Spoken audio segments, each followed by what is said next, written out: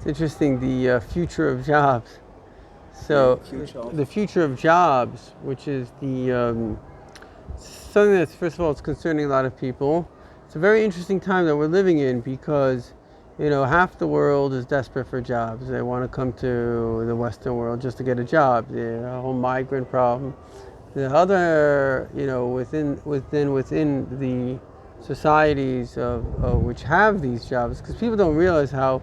I remember this guy. He came from Mexico, and he's like, he built up a little company. He says, you can only do this in America. Like in Mexico, everything is such chaos and poverty. It's so difficult that it's very, very difficult to, even if a person wants to make it. That's why people are coming to these countries, and that's very much a function of the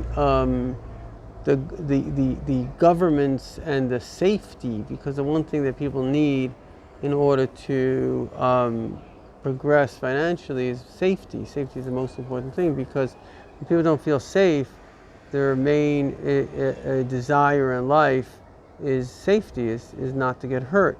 And so their mind starts to shift out of how do I, let's say, make more money and make my financial or physical life better, to how do I protect whatever I have, how do I not get hurt. So it's a separate reality. Basically, the mind doesn't have the space to invest, and that's why it takes safe countries. This guy Milton Friedman, he was a big economist, so he spoke about there a few times in history where there's like this sense of safety and prosperity and freedom. It also takes freedom. Like Netanyahu, who's also a big economist, says that Russia had the majority of engineers of this, but they didn't have freedom, so it didn't matter. They couldn't express themselves. They couldn't do anything with all their ingenuity, because it was just a friend of mine. He was a engineer in Russia. Shame, poor guy. So he said about this. I don't know. This kid came from wherever it was. So the whole functionality of these companies, the whole thing was a joke, because you had basically everybody was clocking in, and they weren't really producing anything. And this one kid was there. He's like, "What are we doing?" He just became an engineer. They're like, "Just shut up. They'll send you to prison." They didn't want anybody. They just wanted everybody controlled. That's all the government really cared about.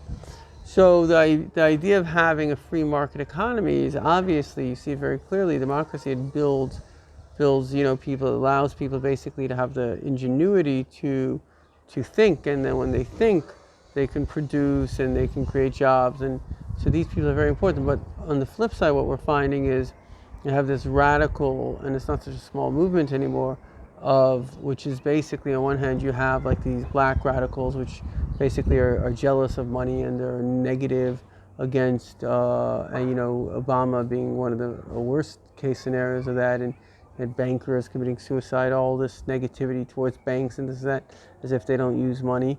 And then you have the flip side, is you have another crazy thing that's going on. People are saying, we don't want to work, And the third thing that's going on, which is not a bad thing, which is people are saying we want meaningful work. We don't want to work immediately.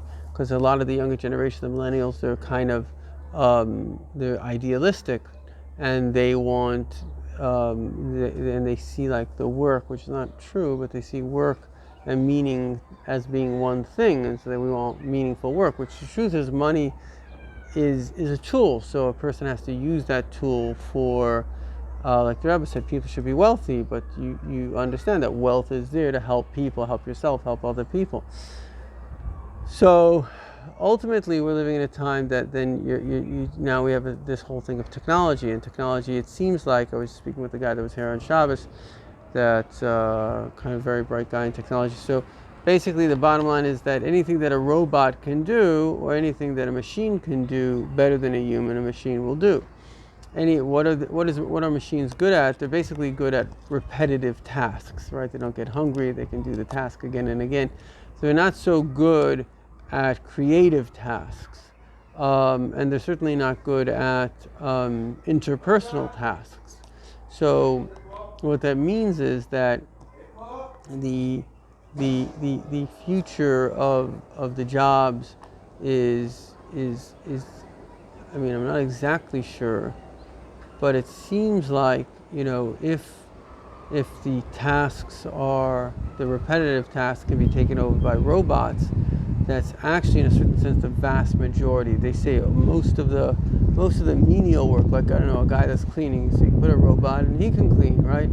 And so most of the simple tasks in life will be taken over, and those things that are a little bit more sophisticated and more fine, interhuman personal relations and things like that, those are the things that you're going to need people for.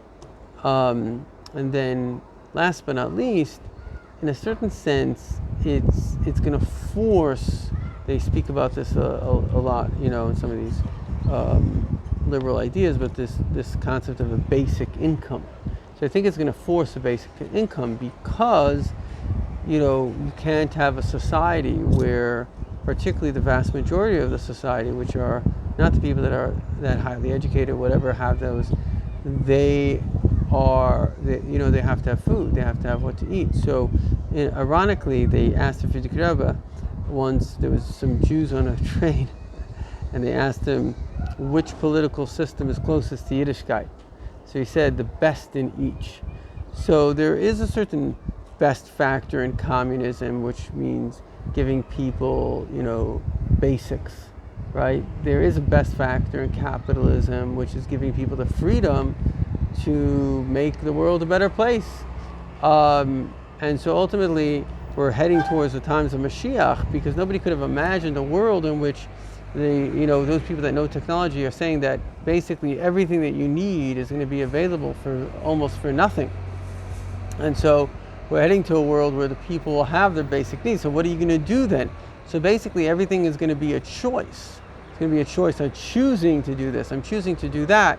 We're finding that a lot with the millennials, that they're looking at work. They're saying that I want to do something meaningful. I want to do what I choose to do, which is not a bad thing. It's not a bad option to have. The idea of having options is a very big thing. Most of the world never had options. They didn't have a choice. And a lot of the world today don't have options either.